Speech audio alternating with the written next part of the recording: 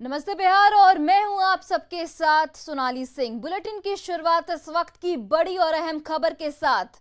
आज से बिहार में नया नियम लागू किया गया है। बिहार आने पर आपको 72 घंटे का आरटीपीसीआर रिपोर्ट लाना होगा। डेल्टा प्लस वेरिएंट राज्यों से आने वाले के लिए ये निर्देश जारी किया गया है। आपको बता दें कि 15 नवंबर तक ये नियम लागू रहेगा। तो आज से बिहार के लिए एक नया नियम लागू हो चुका है। बिहार आने पर आपको 72 घंटे पहले का आरटीपीसीआर रिपोर्ट लाना होगा। डेल्टा वेरिएंट राज्यों से आने वालों के लिए ये निर्देश जारी किया गया है। 15 नवंबर तक ये नियम लागू रहेगा। आपको बता दें कि क्राइसिस मैनेजमेंट ग्रुप की बैठक में ये अहम फैसला लिया गया। महाराष्ट्र और केरल से आने वालों पर विशेष नजर रखी जाएगी। तो बिहार सरकार का एक बड़ा फैसला, डेल्टा प्लस वेरिएंट से जो भी लोग डेल्टा प्लस वेरिएंट राज्यों से जो भी लोग बिहार आएंगे उनको 72 घंटे पहले का आरटीपीसीआर रिपोर्ट सबमिट करना होगा। महाराष्ट्र और केरल से आने वाले लोगों पर विशेष नजर रखी जाएगी।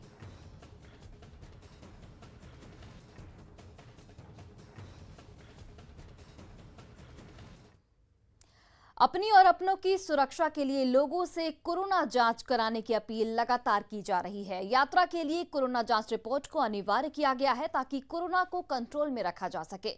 लेकिन यात्रा के दौरान एयरपोर्ट पर जो रिपोर्ट दिखाए जा रहे हैं उसमें बड़े पैमाने पर फर्जीवाड़ा सामने आया है। बिहार में कोरोना टीकाकरण की रफ्तार तेजी से बढ़ी है और दूसरे डोज लेने वालों की संख्या भी करीब 1,40,00,000 के पास पहुंच चुकी है। लेकिन इस बीच पटना एयरपोर्ट से हवाई यात्रा के दौरान कोरोना की फर्जी जांच रिपोर्ट जमा करने का सनसनीखेज मामला सामने आया है। एयरपोर्ट अथॉरिटी ने पटना जिला प्रशासन से इसकी शिकायत की है कि पटना एयरपोर्ट पर कोरोना की फर्जी जांच रिपोर्ट जमा कराई जा रही है। अमृतसर के युवक ने पटना एयरपोर्ट से हवाई यात्रा के दौरान जो कोरोना जांच रिपोर्ट सौंपी है वह अपने आप में काफ़ी अद्भुत है। मजे की बात है कि जांच के लिए जो नमूना उसने दिया था वो उसके पटना रहते दिल्ली में लिया गया। सूत्रों से मिली जानकारी के मुताबिक यात्रा के लिए जब किसी यात्री के पास जांच रिपोर्ट नहीं होती है तो उसे 1500 से 2000 रुपए में फर्जी कोरोना जांच रिपोर्ट बनाकर दे दी जा रही है, वो भी 20 मिनट के अंदर। और इस वक्त की एक बड़ी खबर नेपाल से, जहां नेपाली मंत्रिमंडल के निर्णय के बाद भारत नेपाल बॉर्डर खोलने का आदेश जारी कर दिया गया है। तो नेपाल से एक बड़ी खबर आपको बता रहे हैं, भारत नेपाल बॉर्डर खोलने का आदेश जारी किया गया है। नेपाली गृह मंत्रालय के शाखा अधिकारी सुमन पंडित ने सभी विभागों को मंत्रिमंडल में लिए गए फैसले संबंधित आदेश पत्र जारी किया है। आदेश में बॉर्डर पर कोविड नियमों की सख्ती से पालन का निर्देश के साथ ही नेपाल जाने वालों पर कई पाबंदियां भी लगाई गई हैं। नेपाल के होटलों को भी सरकार के कई आदेश का पालन करना होगा। नेपाल बॉर्डर पर प्रवेश के लिए अंतर्राष्ट्रीय यात्री ऑनलाइन फॉर्म भरना होगा। इसके साथ ही कोरोना के लक्षण मिलने पर कोविड जांच के बाद ही नेपाल में एंट्री मिल पाएगी। बीते मंगलवार को नेपाली सरकार के मंत्रिमंडल ने बॉर्डर खोलने को लेकर अहम फैसला लिया था।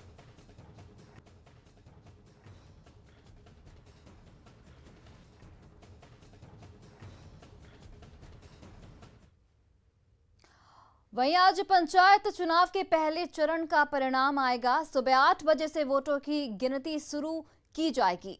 24 सितंबर को डाले गए थे वोट। 10 जिलों के 12 प्रखंडों में वोटिंग कराई गई थी।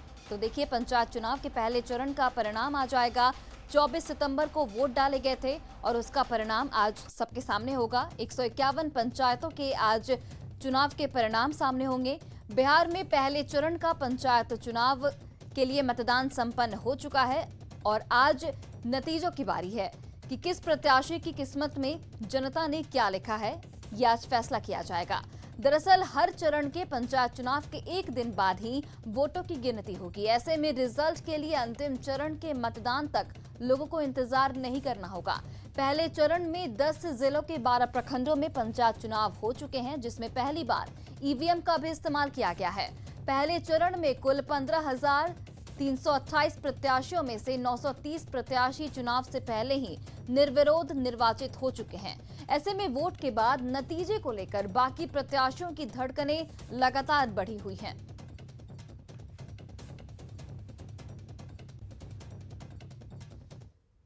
केंद्रीय गृह मंत्री अमित शाह आज 10 नक्सल प्रभावित राज्यों के मुख्यमंत्रियों के साथ उच्च स्तरीय बैठक करने वाले हैं। अमित शाह की अध्यक्षता में होने वाले इस बैठक में बिहार के सीएम नीतीश कुमार भी शामिल होंगे, जिसके लिए नीतीश कुमार दिल्ली पहुंच चुके हैं।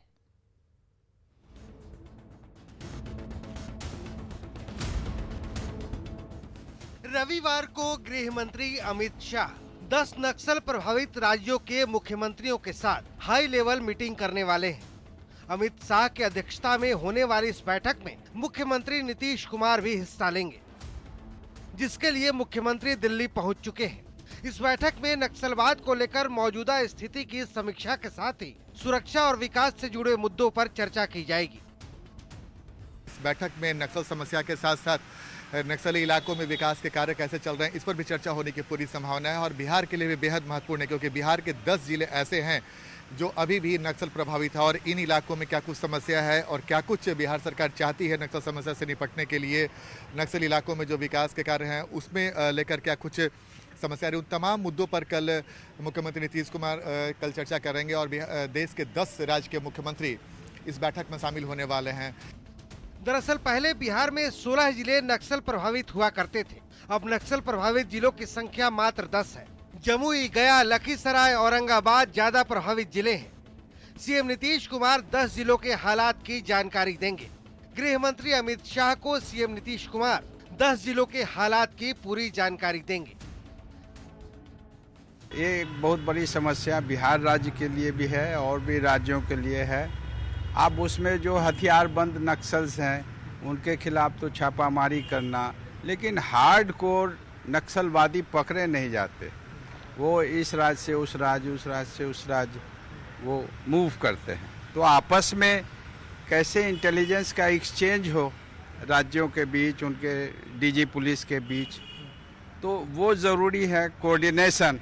नक्सल प्रभावित इलाकों के लिए केंद्र सरकार की ओर से कई तरह की योजनाएं चलाई जा रही हैं। मकसद है नक्सलियों को मुख्य धारा में लाने की कोशिश। अब आगे की रणनीतियों पर चर्चा की जाएगी। न्यूज़ 18 के लिए पटना से आनंद अमृतराज की रिपोर्ट। बिहार यात्रा के दौरान नालंदा के आशानगर में उपेंद्र कुशवाहा को सोने का मुकुट पहनाया गया और पैसे से भी तौला गया। जदयू संसदीय बोर्ड के राष्ट्रीय अध्यक्ष उपेंद्र कुशवाहा 2 दिवसीय दौरे पर नालंदा पहुंचे थे, जहां कई जगह कार्यक्रमों में भाग लेने के बाद वह बिहार शरीफ के आशानगर पहुंचे तो जेडीयू कार्यकर्ताओं ने उन्हें सोने का मुकुट पहनाकर उनका जोरदार स्वागत किया। इसके साथ ही सिक्कों से भी उन्हें तौल दिया गया।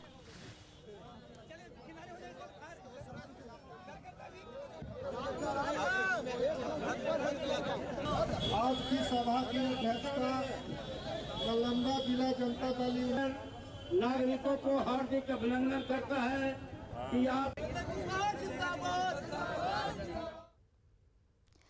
आईएएस की परीक्षा में टॉप किए बिहार के शुभम की देश भर में चर्चा है। कटिहार के रहने वाले शुभम को लेकर पूरा बिहार गौरवान्वित है। ऐसे में दिल्ली में शुभम कुमार ने न्यूज़ 18 से एक्सक्लूसिव बातचीत में अपनी पढ़ाई और अब तक के सफर पर चर्चा की।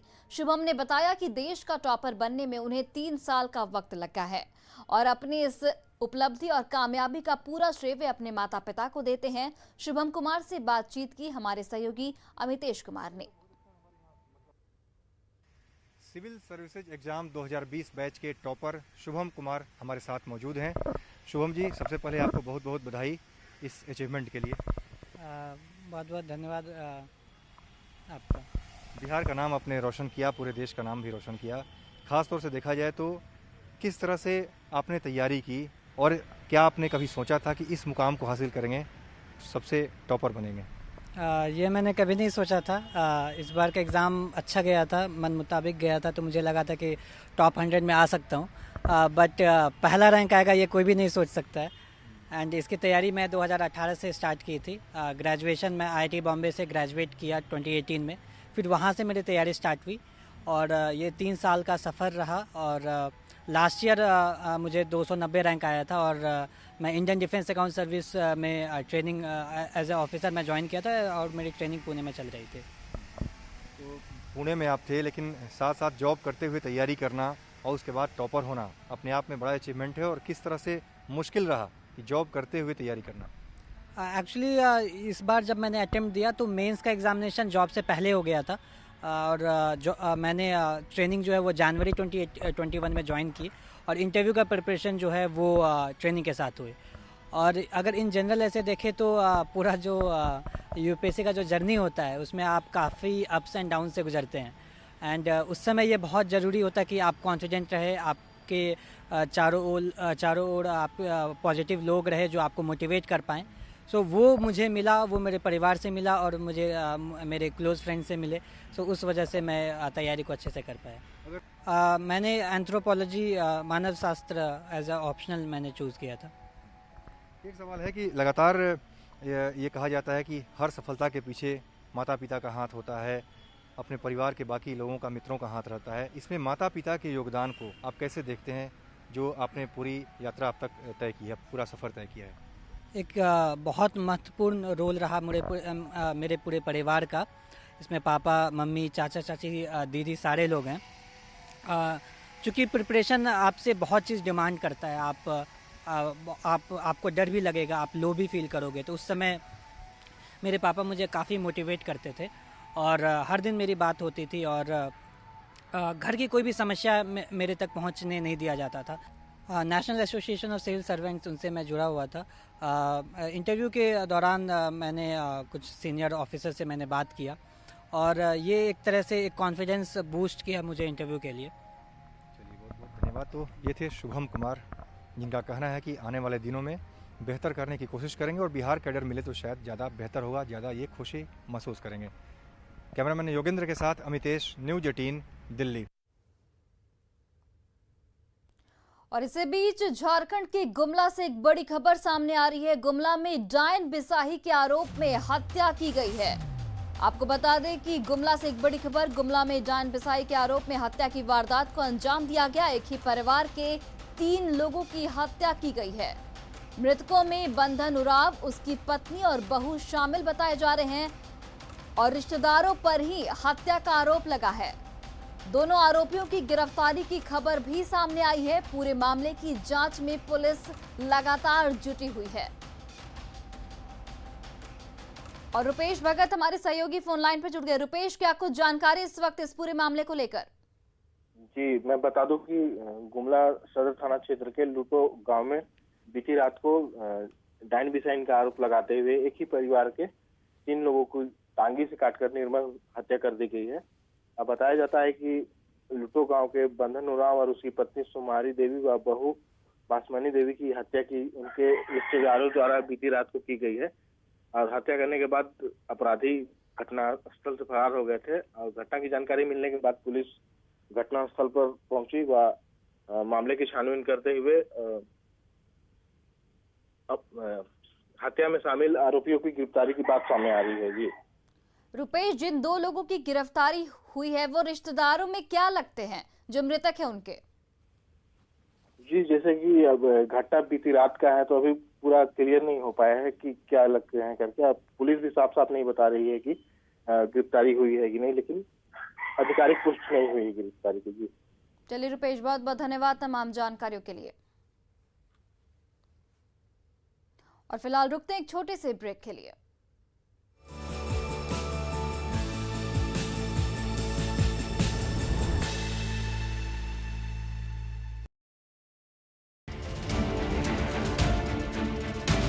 बारिश और बाढ़ ने इस बार लंबे समय तक लोगों को परेशान किया है। जिस वैशाली की धरती ने पूरी दुनिया को लोकतंत्र का पाठ पढ़ाया था, उससे जुड़ी अनमोल यादें आज बाढ़ के पानी में मिटने की कगार पर पहुंच गई हैं।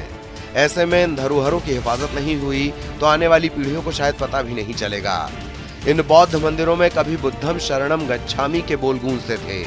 महात्मा बुद्ध के अनुयायियों का तांता लगा रहता था, लेकिन आज हर तरफ सैलाब का साया है।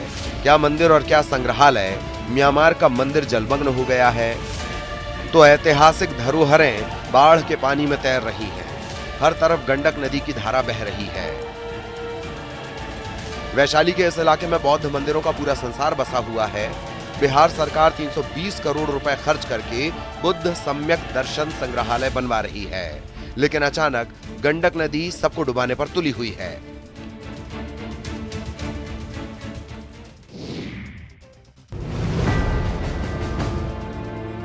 बगहा में न्यूज 18 की खबर का बड़ा असर हुआ है। न्यूज 18 पर खबर चलने के बाद प्रशासन ने रामनगर अंचल अधिकारी के नेतृत्व में आनन फानन में एक टीम का गठन किया है। ये टीम दोन के 2 पंचायतों के 26 गांवों का निरीक्षण कर नुकसान का आकलन करेगी और राहत देगी। न्यूज 18 ने खबर दिखाई थी कि कैसे दोन इलाके के लोग मरीजों को खाट पर लेकर पैदल अस्पताल जाते हैं और करीब 25 किलोमीटर का सफर उन्हें पैदल तय करना पड़ता है। उस क्षेत्र में जो भी लोगों की कठिनाइयाँ है, जैसे किसी का घर कट गया है, आवासीय घर कटा है, पशु शेड कटा है, रास्ता कटा है, कलवर्ट पुल पुलिया कटा हुआ है, और नियमानुसार यथोचित कार्रवाई करते हुए उन लोगों को सारी सुविधाएं उपलब्ध कराएगी।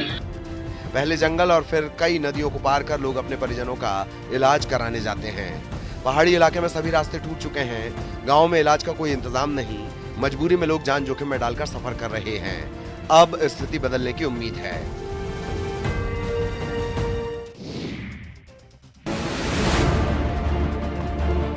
सिवान में पानी से परेशानी की कई कहानी है। जरा हालात को भी देख लीजिए, जिसकी वजह से इन जैसे कई लोग अपने अपने घरों में बंधक बन गए हैं। तस्वीरें सिवान की, जहां का पौष इलाका महादेवा इन दिनों बारिश के पानी से बेहाल है। पानी लगने से चचरी के सहारे लोगों की जिंदगी कट रही है। वे जरूरी काम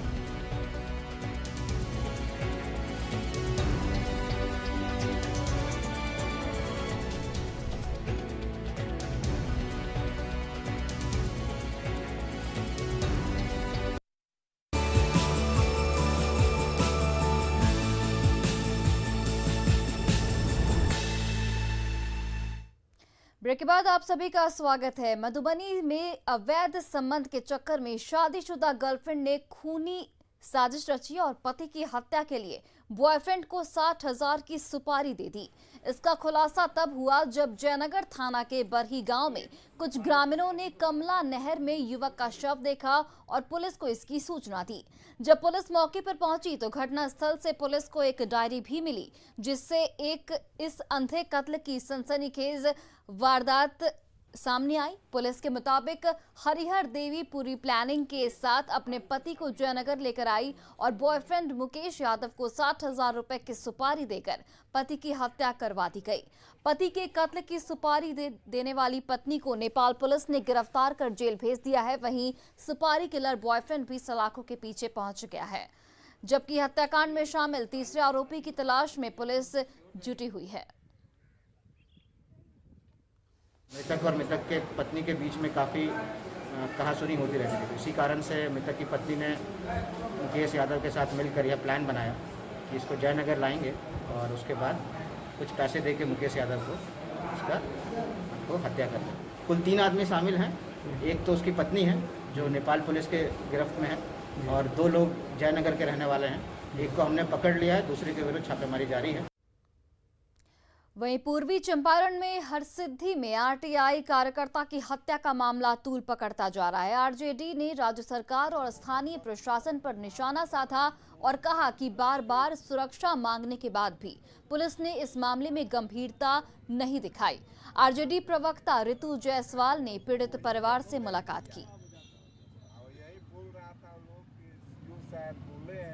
तो जहाँ पे पुलिस इतनी असंवेदनशील हो जाए, एसपी शहर का इतना असंवेदनशील हो जाए, उन्होंने कहा कि सीओ की संलिप्तता है। यहाँ के जो सीओ हैं ब्लॉक के, उन सब के और भी उन्होंने कई नाम लिए हैं और जो कि उनके बयान से आप लोगों को पता चल जाएगा। और उनको ये कहा जा रहा है कि अगर तुमने ओपनली नाम लिया तो तुम भी नहीं बचोगी। सुपौल में एक पिता को बेटी पर फबती कसने वाले मंचलों के विरोध करना महंगा पड़ गया। कानून से बेखौफ मंचलों ने लड़के पिता, चाचा और दूसरे रिश्तेदारों की लाठी डंडों से जमकर पिटाई कर दी। सभी घायलों का इलाज त्रिवेणीगंज अस्पताल में चल रहा है। दरअसल नंदना पंचायत में एक लड़की पर पास से गुजर रहे कुछ लफंगों ने गंदे कमेंट किए। ये बात बगल में काम कर रहे लड़की के पिता ने सुन ली। उन लफंगों को 2-4 थप्पड़ लगा दिया और उस वक्त उन लफंगों ने माफी भी मांग ली, लेकिन कुछ देर के बाद ही लफंगे अपने कुछ साथियों के साथ लाठी डंडों से लैस होकर आए और लड़की के पिता, भाई और चाचा सबकी बेरहमी से पिटाई कर दी। संसार से दारू पी गए थोड़ा दारू पी गए कैसा है वहाँ पहले हाँ वहाँ पर हमारे भतीजवा कर इसको पकड़ो तो पकड़ लगे 2-4 थप्पड़ का डाल कहलकै बाबा गलती भेलै, आए दिन के बाद एहन बात नहीं बोल, चल गए घर। फिर मने से 25-30 आदमी भाला फरसा लाठी के साथ अले, अचानक के शुरुए क्या हम पर सोंठी बोझे। 4 गो लड़का आया, वो बोला मेरा बहन को क्या हाल है, राजा भाई जी देखा बगल से, वो बोला रुको है, रुको कौन है, रुका। इसके बाद रविंदर पाया, 1-2 चाट दिया। इसके बाद वो बोला लड़का सब की गलती भाग ले चाचा, मछली दा, 2 किलो मछली लेके चल गया ऊपर। फिर उधर से आया, सबके हाथ में भोला लाठी सब चीज़ था। आने के बाद पीटने लगा, शुरू कर दिया, हम लोग को मौके नहीं मिला। सरकारी अस्पताल छोड़कर निजी क्लिनिक में मरीजों का इलाज करने वाले डॉक्टरों की कहानी तो आम है, लेकिन सासाराम सदर अस्पताल में एक ऐसे डॉक्टर हैं जो अस्पताल कैंपस में ही निजी पुर्जे पर मरीजों का इलाज कर रहे हैं और उनके चैम्बर के बाहर सरकारी व्यवस्था के तहत इलाज कराने के लिए मरीजों की लंबी कतार लगी है। ये कहानी हर दिन की है। मरीज घंटों कतार में खड़े होकर डॉक्टर कन्हाई महतो के चैम्बर के बाहर इंतजार करते रहे हैं और डॉक्टर साहब व्यवस्था को ठेंगा दिखाते हुए खुलेआम अस्पताल परिसर में ही अलग से मरीजों के इलाज में व्यस्त रहते हैं। डॉक्टर कन्हाई महतो के साथ उनका एक आदमी भी वहां पर मौजूद रहता है जो मरीजों और पुर्जों को मैनेज करता है। डॉक्टर कन्हाई महतो का सदर अस्पताल के पास ही निजी क्लिनिक है और ड्यूटी के टाइम भी अक्सर ये अस्पताल से गायब रहते हैं, लेकिन अस्पताल प्रशासन ने अब तक उनके खिलाफ कोई कार्रवाई नहीं की है।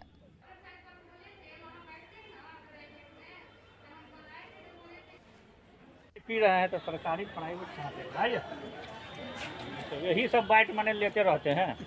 क्या करें सर, हम लोग का काम हो गया। पी रहे हैं तो सरकारी प्राइवेट कहाँ से भाई, तो यही सब बाइट माने लेते रहते हैं। क्या करें सर, हम लोग का काम हो गया। किस लिए यहाँ पे खड़े हैं? दिखाने के लिए। डॉक्टर साहब से मुलाकात हुई आपको? नहीं। कहाँ गए डॉक्टर साहब? क्या नाम पड़ेगा आपका? क्या नाम है डॉक्टर साहब का? डॉक्टर साहब का नाम पता है आपको? हाँ? कहाँ गए? पानी पीने। क्या टाइम हो रहा है भाई?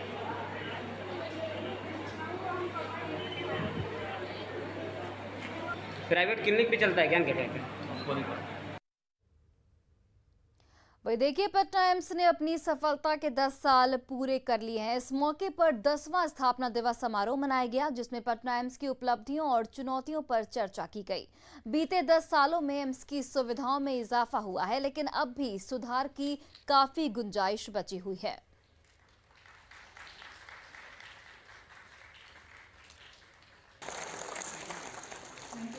Sir, you continue to motivate and inspire us. भी अब पेशेंट लौट जा रहा है, आईसीयू की कमी हो जा रही है और मैं समझता हूं कि सरकार इसके ऊपर राज्य की सरकार ने, मुख्यमंत्री जी ने कहा है हम ज़मीन और उपलब्ध कराएंगे 50 एकड़। तो मैं समझता हूं कि अगर ज़मीन मिल जाएगा तो और उसका इंफ्रास्ट्रक्चर बढ़ेगा। लेकिन एम्स पटना की सुविधा और इसका इंफ्रास्ट्रक्चर ये सारा केंद्र सरकार से आता है, लेकिन राज्य सरकार से जो भी सपोर्ट चाहिए उस सपोर्ट में हम लोग कभी पीछे नहीं रहते। पिछले 10 साल में शुरुआती दौर में काफ़ी कठिनाइयों का सामना करते हुए और बिल्कुल जीरो से चल के एम्स पटना आज इस स्तर पे पहुंचा है कि इस देश के इस भाग में, पूरे भारत में और बिहार की जनता के लिए स्वास्थ्य प्रदाता के क्षेत्र में ये एक अग्रणी संस्थान बन के आ गया है। गया के अति नक्सल प्रभावित क्षेत्र इमामगंज में कोठी नदी पर बना पुल भ्रष्टाचार की भेंट चढ़ गया। पुल के निर्माण में इतनी घटिया सामग्री का इस्तेमाल किया गया है कि निर्माण के कुछ समय बाद ही पुल टूटने लगा। सीमेंट से गिट्टियां अलग हो गईं और पुल में छड़ निकल आए हैं। एस्टीमेट के विपरीत 8 mm की छड़ से ही ढलाई कर दी गई, जिससे पुल का ये हाल हुआ है। लोगों को डर है कि ऐसी हालत में ये पुल कभी भी टूट सकता है और कोई बड़ा हादसा हो सकता है।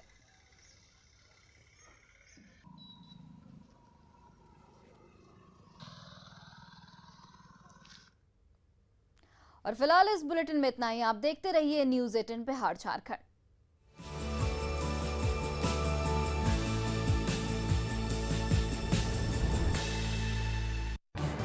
इस न्यूज हेडलाइंस के प्रायोजक पेट सफा आयुर्वेदिक चूर्ण, पेट सफा हर रोग दफा।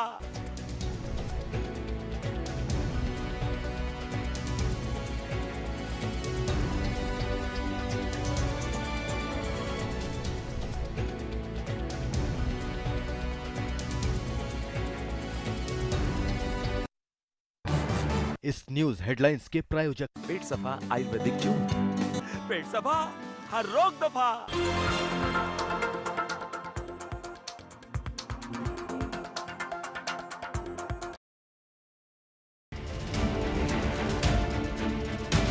बारिश और बाढ़ ने इस बार लंबे समय तक लोगों को परेशान किया है। जिस वैशाली की धरती ने पूरी दुनिया को लोकतंत्र का पाठ पढ़ाया था, उससे जुड़ी अनमोल यादें आज बाढ़ के पानी में मिटने की कगार पर पहुंच गई हैं। ऐसे में इन धरोहरों की हिफाजत नहीं हुई तो आने वाली पीढ़ियों को शायद पता भी नहीं चलेगा। इन बौद्ध मंदिरों में कभी बुद्धम शरणम गच्छामि के बोल गूंजते थे। महात्मा बुद्ध के अनुयायियों का तांता लगा रहता था, लेकिन आज हर तरफ सैलाब का साया है। क्या मंदिर और क्या संग्रहालय, म्यांमार का मंदिर जलमग्न हो गया है तो ऐतिहासिक धरोहरें बाढ़ के पानी में तैर रही हैं। हर तरफ गंडक नदी की धारा बह रही है। वैशाली के इस इलाके में बौद्ध मंदिरों का पूरा संसार बसा हुआ है। बिहार सरकार 320 करोड़ रुपए खर्च करके बुद्ध सम्यक दर्शन संग्रहालय बनवा रही है, लेकिन अचानक गंडक नदी सबको डुबाने पर तुली हुई है।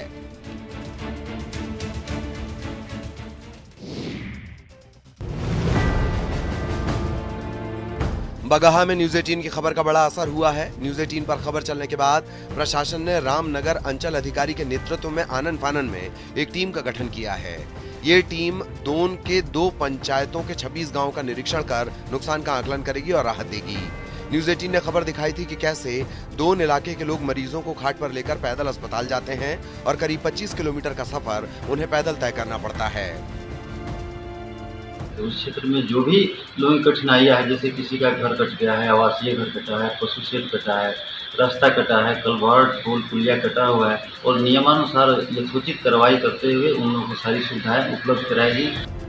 पहले जंगल और फिर कई नदियों को पार कर लोग अपने परिजनों का इलाज कराने जाते हैं।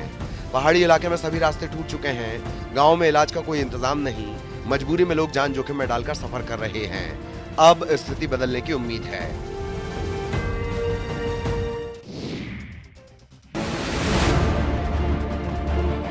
सिवान में पानी से परेशानी की कई कहानी है। जरा हालात को भी देख लीजिए, जिसकी वजह से इन जैसे कई लोग अपने अपने घरों में बंधक बन गए हैं। तस्वीरें सिवान की, जहां का पौष इलाका महादेवा इन दिनों बारिश के पानी से बेहाल है। पानी लगने से चचरी के सहारे लोगों की जिंदगी कट रही है।